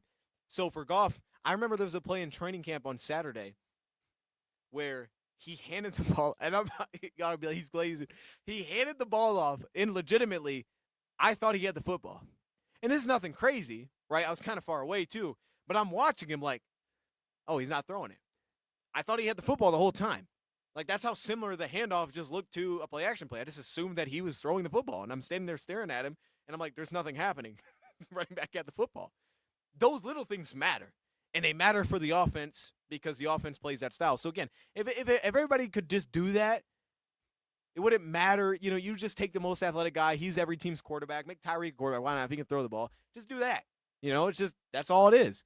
But it's not that. So, we separate 4 quarterbacks because it's easy to tell athletes. Anybody can go to a gym and spot an athlete, but how many people can recognize that as a team we can put it together? Everybody can recognize an athlete, right? Everybody can see that. That long-winded is to just say that I can appreciate and believe Ben Johnson was incredible here. That doesn't mean it's going to necessarily work because all of the factors and head coach is so much more, and the team still has to make sense, and it still has to connect, and Ben's going to have his own spin. Like, I don't think Ben's going to be able to be like, hey, Lions offense, same offense. It's like, yeah, ideally, yeah, you like to run the ball and stuff, but it can't be the same because Caleb's not Jared. It's not to say he's better or worse. He's just different. He's not him. These receivers aren't the same. You didn't build your offense maybe for timing base. You haven't ingrained in Jameson for 4 years like, dude, we need you at this landmark. We need you to get there. If you're not there, you can't be on the field. you maybe haven't put those principles into place that you've constantly said we have to do this, we have to do this, we have to all know where check we're getting to. Like we haven't always done that, so that's just not who we are. We're doing it differently, and I think both sides can be appreciated by that. But Ben was fantastic. We'll see what he does, and John Morton can be fantastic here as well. Like I don't know. I just think the whole that's because that's all I see is I hear from Ben. Oh, Ben's gonna be trash. And it's like okay, he might be. I'm not rooting for him to be trash. I like to see good games between us, but it's gonna be fun. But I don't have any reason like go from what Ben did in Detroit and be like, oh, he's trash because what he did in Detroit. It's like what? He did well. He did well. He did. But that doesn't mean John Morton can't also do well. He's just gonna have his own way of doing it. Speaking of, maybe sitting in the press box. Yeah, the 3 to 5 turnover games are bad. Now, those are always bad. Those are always bad. I don't know. What do you have? 2 of those last year, right? Playoff game in Houston. Houston was bad, but I didn't think that Houston was like to me. I love the mentality through Houston, and maybe this is me hyping up something that ultimately is what cost us in the end because you kind of have your cake and eat it too, right? In the sense that you're watching that. And I love the aggression. I love that he was just trusting it and ripping it. And when you trust a timing-based style, sometimes that's the case. That doesn't mean you do things blindly, but things have to be on time. And you have to get it out when it hits that point. And if you're not, if you hesitate and you're like, oh, he might be open, and then you kind of throw it, it's like, oh, that's picked. So you have to trust it. If you're going to go, you have to go, or you don't go. And that's a quick decision that they'll have to make. But I did like the mentality, right? Overall, I did like the mentality of how aggressive he was. And it felt like, okay, there were some goofy ones early. It wasn't great, right? 2 of the deep heaves he made were just bad.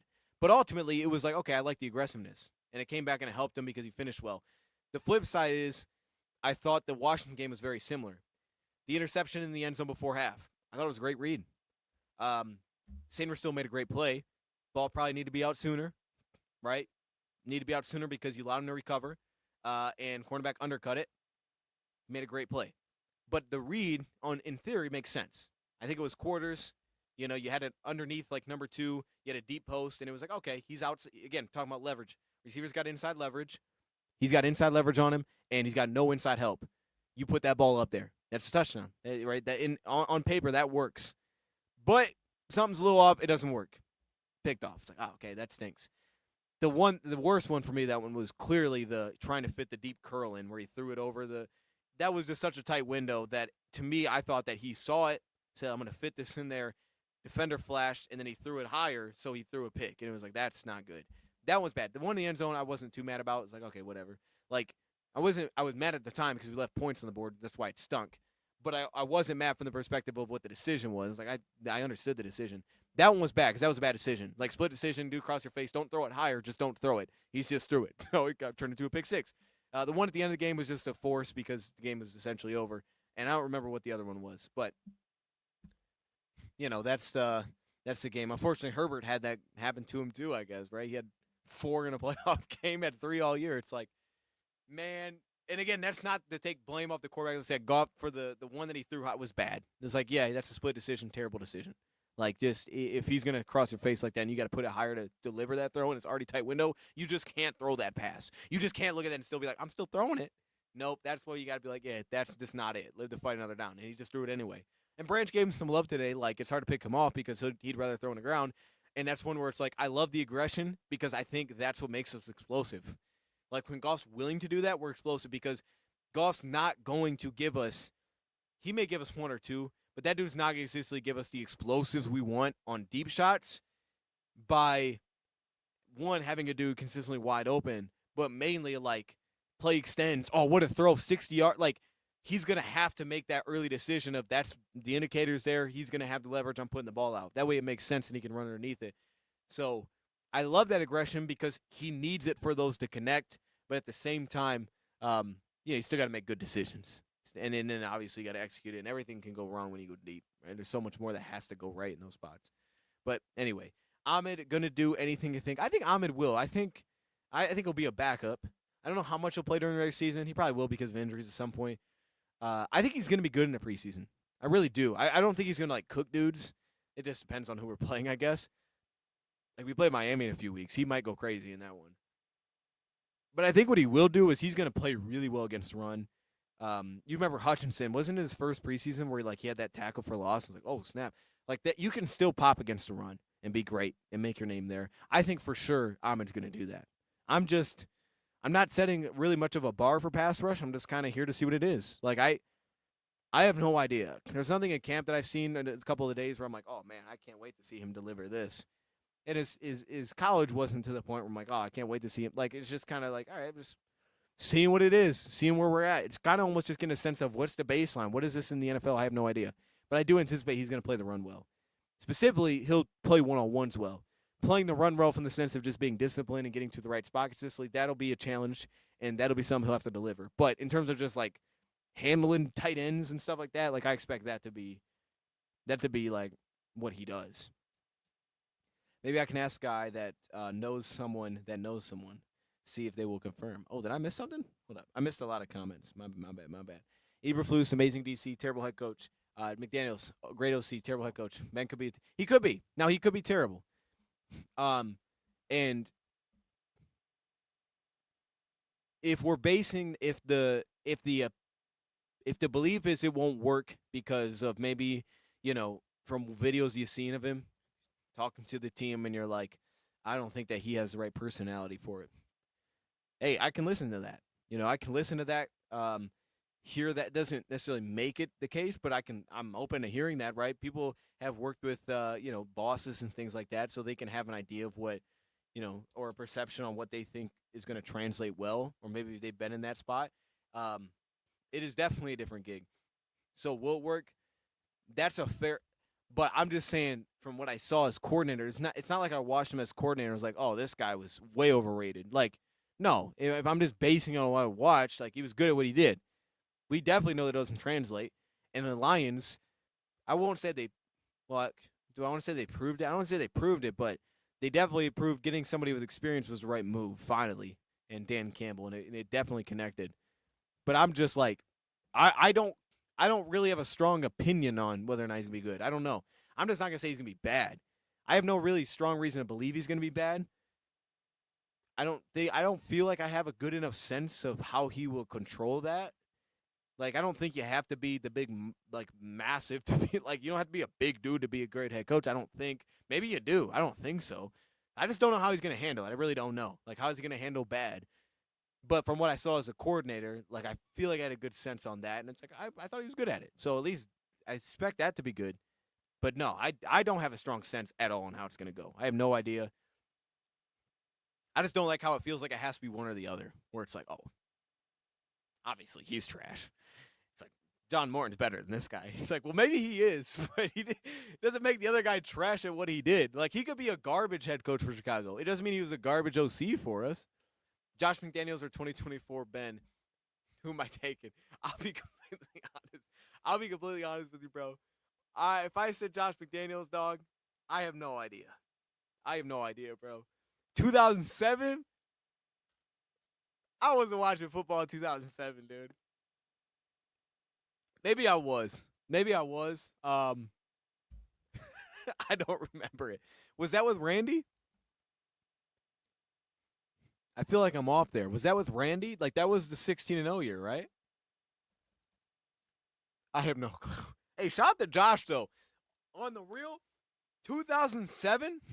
And he's the OC right now? For New England? Like, yo, shout out to Josh McDaniels, bro. He just found his way back. This dude's still going. Josh, I see you. Hey, well done, Josh. Josh out here cooking, dude.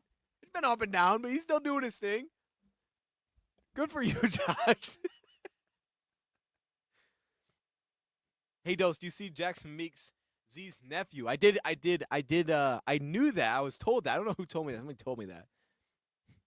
I'm open for it. That was the 16-0 year. So I've seen highlights of that. I don't think I was watching that live. I feel like I remember watching that Super Bowl, though. I remember watching the Giants win a Super Bowl. I remember watching them win or at least go to a Super Bowl. But I don't feel like it was that one. I remember when they had dude, I had a poster of them in my room. I don't know why I had a poster. You know how they have like them school fairs? Yeah. You know, they had the school fairs where it's books, and they have like a couple cool things. And you're like, all right, where's the cool stuff at? We're not here for books. And they had like that one NFL poster, and I was like, scooping that, of course. It's an NFL thing. I don't know why I scooped it, but I did. It was the only Giants thing I had, but I scooped it. So it was 2012. Maybe that's the one I watched. I do, yeah, that probably was because the first season I remember was 2011 for the Lions. So, or run to remember like legitimately well. I remember every game. I used to rewatch them. We had one of them little iPod things that was like that, and it had like the little circle that you could like you change out the circle. Yo, it's crazy looking back at how small electronics used to be. Like I had no issue watching that. It was like a normal. It was like, all right, yeah, just watch the video. But like looking back, I'm like, yo, people were watching videos on that. That was just normal. Now if you had it, you'd be like, what is this? This thing's smaller than a Tic Tac case, and we're just watching things on this. But I don't know how I did it. Probably off like iTunes or something. But I remember like I think I ended up paying for Lions game replays from that season, and I would just watch them. I would just watch them on the thing. It's crazy. We would go to like softball tournament stuff, so I just had games on there. I always had the Raiders one. That was my favorite. My favorite one was the Raiders one, where Calvin, you know, he's like, I think it was your Calvin or Sue were like punching the goalpost. That was always my favorite one. I would just watch them on air. So I think it was 2012 because let me check out that roster real quick. Let me see that roster something about. What's the best Super Bowl halftime show? They went 9-7 that year? See, that's nuts. That's why we just got to get it in. Of course, it was Eli. Ahmad Bradshaw. Oh, snap. Okay, yeah, this is good stuff. Ahmad Bradshaw. I do remember him. He was on the poster. I'm pretty sure he was on the poster. Did they have a barber on there? Victor Cruz, he was definitely on there. Yup, Knicks. Some of these dudes. Remember some of these, not all these. Craig Lumpkin. Y'all remember? What y'all know about Craig Lumpkin, man? Y'all don't know? All right. Who else is on here? JPP, of course. Justin Tuck. I remember he was on there because he had that crazy looking face mask. Yeah, I remember that one. All right. I feel like y'all just repeated your same comments. Did y'all do that? Did y'all like did y'all copy and paste your comment? I read the comments. Why did you re-comment the same comment? What are y'all doing, man? What are y'all doing? Y'all re-commented the same comment. What are we doing? All right. I just saw this though. Jaocb Saylors signs with the Lions. Y'all thought I wasn't going to be prepared for this? We're going to talk about it. Let's talk about it. All right? Let's talk about Jaocb Saylors a little bit. Let's give him some love. Let me get my hold up. Wait a minute. See, this is the problem when you do know, you didn't recommend it, recomment it. You didn't recomment. No, not you, Brent. Not you, Brent. I'm talking about not you. Some of those I just read them and then they popped up again. I don't know. Maybe YouTube's acting crazy. Like I know I just read these, bro. There's no way these. No, it's all good. It's all good. I thought I read them. Maybe I didn't read them. I'm cool with people recommenting their comments if I don't read them. I actually prefer that. So if I don't acknowledge them, feel free to do it. But I feel like I just read them, so it threw me off. Like, why did they just comment that again? I don't know how to do it. Maybe my answer was trash. That's fair. Maybe just like this. I didn't like that. Do it again. just throw it back in there. This guy does not. All right, let's talk about Saylors. So Saylors, I believe, led the UFL this past year, like 500 yards rushing and rushing yards per game. Played for the Battlehawks, St. Louis Battlehawks, wearing the number 15. He has the body type of Craig Reynolds when I was looking at him, like just watching him a little bit. And big thing that stood out immediately was pass game. We won't spend too much time here, but pass game impact. Natural hands, trusting his hands. That was a nice little scoop there. And then for him, it's downhill. Everything's downhill. Runs hard after the catch. But he's very efficient as a mover, right? Very efficient. He plays with an excellent pace with the ball in his hands. Everything happens very quickly for him. Look at this catch. Just one-handed, just by the tip of the ball, and then he's out of there. And you can see that there's a little bit of this. He do look kind of little on here. Maybe that's the recording. He does look kind of little. It reminds me of Craig. He looks like a little Craig Reynolds. But you can see that there's a little bit of this like short area footwork. He's got some pretty quick feet, and he can kind of change direction like this out in space and get out and go. And then he's got a little juice to him. He didn't feel fast, but he felt like he had some real acceleration to him because he played fast. Back to the play speed. And I think a big part of that was vision-wise. He was very decisive. He was out. He got a sense for it very early. Before he's even getting to the line of scrimmage, he's pressing it, and he made his decision. He's like, plant stick, get upfield. And that's what it felt like very consistently. Now, I thought that got him into problems from some of them I saw where he would like bounce outside the tackle box to nowhere, and he would leave some run lanes on the table. Pass protection felt a little hit and miss too, where he wouldn't really sustain his blocks seemingly that well. But you can see by all of these clips, split zone here. I mean, look how fast he is to read this, right? You got a safety stepping down into the box, and he quickly just makes that decision. Stick, and I'm out of there. And it's just everything was super compact, efficient as a mover. Downhill this time, and you can see it again. Here he ended up kind of cutting off this defensive tackle, but you can see that there was no hesitation. He didn't really bounce here. He didn't show like crazy explosiveness, I felt like. And, agility-wise was okay. It was more like quick feet, right? He was hoppy on his feet. He could get going quickly, and he could kind of stop, start. But he didn't feel overly like loose, where it's like he's gonna shake somebody. I didn't get that sense. But you can see very quickly they recognized it, got off the block here, little stiff arm, and then he was a finisher when he got to get downhill, just like this. Got tripped up a little bit, right? He got tripped up in traffic from what I noticed a pretty good amount. But look at this one. They stretched it outside. You can see how fast. It's all fast. The press hold fast, right? Cuts in, feels it. Okay, break back out of that, spin out of it. Again, his spins are kind of in place. Didn't seem like he was really going anywhere. And then here, we'll sidestep, get out of there, and then we're getting downhill. You can see how he knifes through defenders when he gets downhill. And then like here again, this is a good line, and he's immediately to bounce, right? Steps in, feels the kind of the two-gapping inside here, bounces it, and then he gets outside the cornerback, and now he's off, and he changes kind of the rhythm a little bit here. But he's got a nice little pace to him, man. It's very consistent. Everything's downhill. So I understand his stats being effective there. And then here again, just straight downhill with it, just running through some arm tackles. So, I mean, look, it stinks because Kai Robichaux got injured, and I guess he got injured on Monday, didn't come back Tuesday, but he wasn't cut, at least as of now. But I thought he was doing a solid job, and Jabari Small seemingly done a nice job. So we'll see. Is he going to be ready for Thursday? Probably. I mean, probably. It's preseason. He'll probably play a little bit. He'll probably play a little bit. So, yeah, a little bit of body control there. Good upper body strength. A little bit of slipperiness to kind of knife upfield. Just isn't overly agile, overly shifty. I didn't feel like, and could maybe play a little bit too fast. Creativity was lacked a little bit. I wonder about some of his pass pro sustainability. Burst didn't feel outstanding. It was just that he played really fast. So we'll see how that translates in a preseason game. But it was definitely impactful, no doubt. Now I got to go to bed. No, I get it. Jerome Bettis, like a half of Craig Reynolds. Am I surprised that Tyleik and Tate won't play? I think let me think here. I think I honestly kind of thought Tyleik would play a little bit, but then he came back and he's immediately said Atlanta. So I guess I'm not like shocked because I expected them to play at some point. I could see a world where Tate doesn't play just because of where our O-line's at. We're just not playing him. I thought Tyleik would for sure play. I still think at some point he's going to play in the preseason. But I really looking at it, I don't think I'm that surprised because it is the Hall of Fame game. So, you start making your cuts and, you start really trying to dial in on what you are. Those guys aren't not going to be here. So, you take advantage of the extra game. It's like an extra evaluation game. Really get a good vibe of where some of these back-end guys are that maybe haven't gotten the reps, haven't gotten the looks. And you're just like, let me get a better sense on what this actually is. So I think they'll play at some point, but I guess I shouldn't be that surprised they're not playing this one. Typically nobody really ever plays this game, but we're playing Trey Lance. I guess that's why he was in my my head there. Is Cooper Kupp a faster wide receiver than Tesla? So we're cooked. No. He's definitely not faster. I mean, if we're talking about like straight 40 time, Tesla would probably beat him by a full couple yards.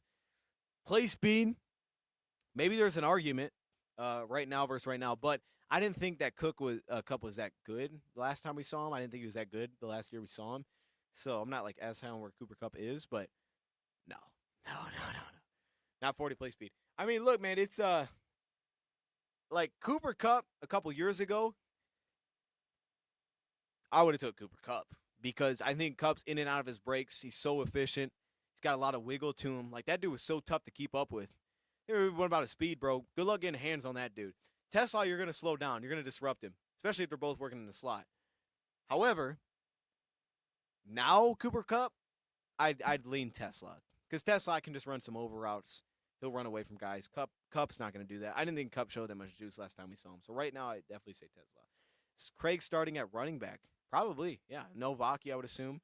So probably Craig, and then Small, and then now our new addition, Saylors, if Kai can't go. I would assume that's kind of what we're looking at. Maybe we get a little Zach Wharton action, huh? Hey, man. All right, look. We're going to end this here, I think. I think we're good. I think we hit on everything that we needed to. Welcome Jaocb Saylors to the squad. Game Thursday. I don't know what the plan is for tomorrow. I'm going to keep working on some of my draft stuff. We'll see where I get to on that. But I don't think Baki's going to play. I don't think he practiced again today. Unless he did and I didn't see it, I would just assume he's not. If he didn't practice today, I would assume he's not playing. Hopefully I'm wrong, but I would just assume. I would assume at least not until next week. I don't think he's going to play. But we'll see. Yeah, we'll see where we get to the draft thing. We may put something out tomorrow. I don't know exactly what that is. Yeah. When we lost the Commanders. Yeah, it did hurt, bro. I didn't cry, which is surprising. I would have thought that I probably would have. I think I was just emotionally like disconnected there in the second half. And it was so devastating because we had Herman on. And when Herman jumped in and we scored in the second half, it was like, oh, we're back. Then we weren't back. But yeah, that's I moved on, bro. I moved on, man. I feel like I'm at peace with it. I'm at peace with it at this point. I'm less at peace with the San Fran one. That one I feel like I'm I don't know. I feel like I'm at peace. Probably 9-ish. Okay, we may very well do that because I should be back by then. So, yes, that's very much on the table that we could do that. We might do that. When Bridgewater came in, I knew we were cooked. They scored the first play. Yo, the first play he was out there, they scored a touchdown. That was one of the things I saw. They were like hating on Ben, and then they showed him score a touchdown. I'm like, what are we doing? Hey, yo, Brad looking good back there, though. Yo, I got to show y'all something real quick before we get out of here. Look at this. Shout out to Michael Banks. Hold up. Couple things. If y'all haven't been to training camp, they've been hooking us up, kind of. Not with tickets, you know what I mean? But we got like one of them bucket hats, which honestly I could give that away. If anybody wants a bucket hat, let me know. I'll send it to you. I don't wear those, so they gave us magnets. That's nice. I like this. I like the magnet. I don't have anything on my fridge, so this is good. Plus, I can remember the schedule. Where could I? Oh, it does stick. Hold up.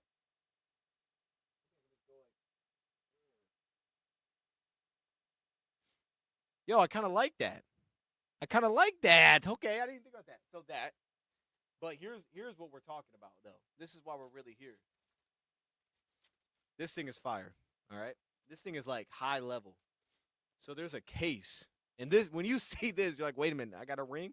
This looks good. Really good. Oh my gosh, it's like glowing, I'm noticing. But when you open that thing, what? It's got a coin in there, dude. An NFC North champion coin. What are we talking about? So this is from 2023. It says NFC North champions. I think you can open it. I won't open it because I won't know how to get back closed. But there's that. I think it looks cooler in the box thing. You can just like, you know what I mean? Just pop that thing open. You already know what time it is. I could just leave that thing open. I don't know where to put it, but I could. Could do that. So that they gave us these bags.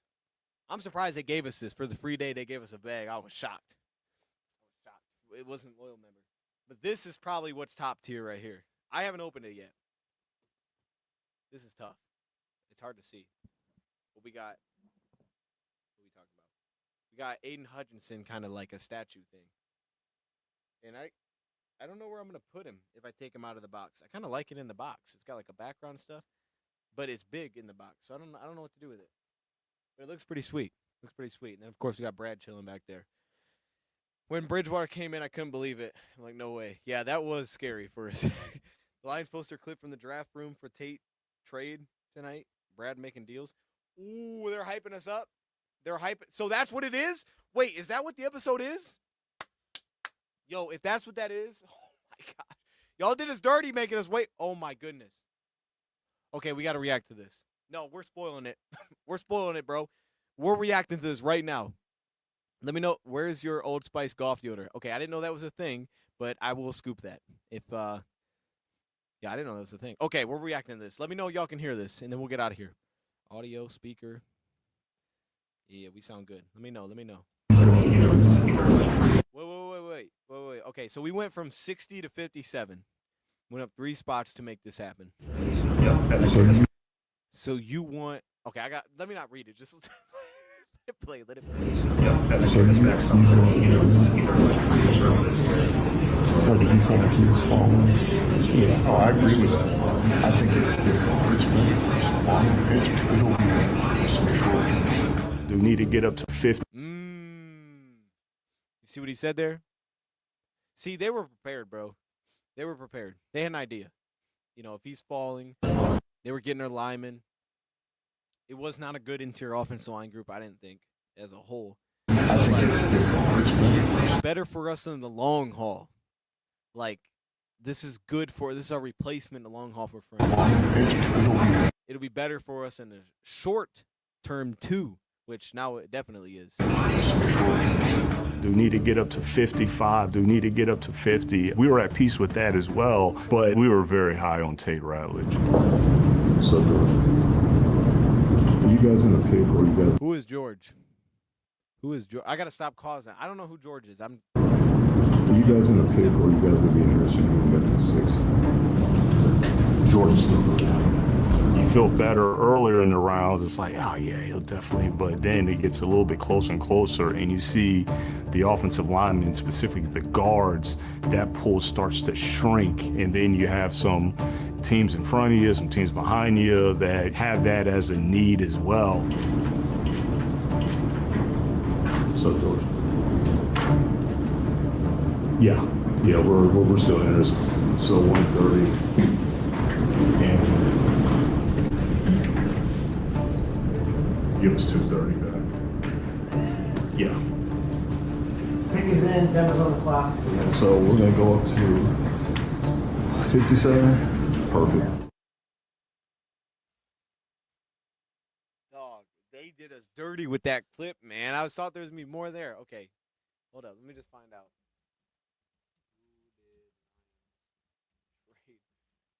Who is George? Is that the Titans?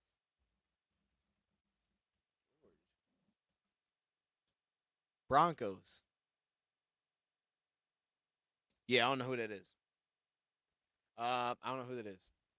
Broncos. I don't know who that is. George Patton. Oh, okay. George Patton. He was hired in 2021. Okay. That makes sense. So, yeah, a little sneak peek. This is going to be a draft episode. Hey, that's what I'm talking about, Lions. Come on, man. It better be a draft episode. All right, look, we going to get out of here. That drops tomorrow night. Even if we don't react to it, we'll talk about it. But I want to react to it now. I will see y'all then or soon. Have a great night. And, yeah, man, Thursday football. Stay tuned for that. Anything else that goes on, let me know. Stay tuned for draft content, Dose of Draft. You can still sub. Just because I haven't dropped anything doesn't mean you can't sub to it. And, yeah, we're going to get out of here, man. Have a good night. We out. I got to find some of that Ice Spice, too. Or not Ice Spice. Old Spice. All right, we out of here, bro.